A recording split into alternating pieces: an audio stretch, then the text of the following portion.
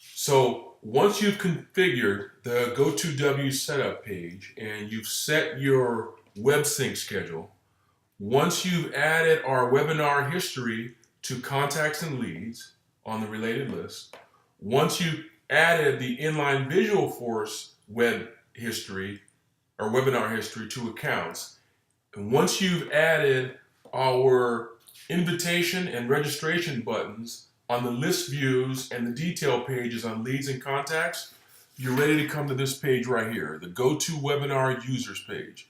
And if you're the administrator or whoever, any person that owns a GoToWebinar account or anybody that knows the credentials, they're going to need to come to this page here. So click on GoToWebinar users, go to new, and you want to input your host name and your credentials.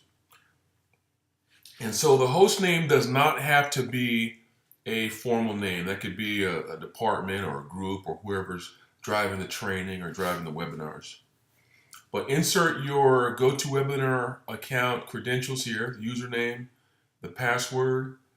Then in this section over here, you have the ability to define which webinars, if you guys have webinar history, you have old webinars that you've been doing prior to this integration, then you can define which of those webinars and the registrants and the attendees and all those details get synced into Salesforce. So use these dates. So what was the webinar date? What was the start date for the webinars? And so you can define the range. You want to go back 1 month, 10 months, 5 years, whatever, then here's where you define that. So once you input your information, click on Save. Right.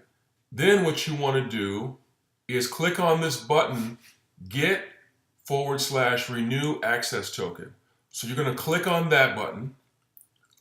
Right. And so once you click there, if these fields here remain blank, that means that you need to go back and correct your username or password.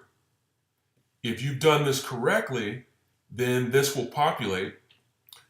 Once this information here populates, you want to come over here and click on Get Webinars. Once you click on Get Webinars, then we're going to start reaching back into the LogMeIn servers and bringing in your webinars, your completed or upcoming webinars.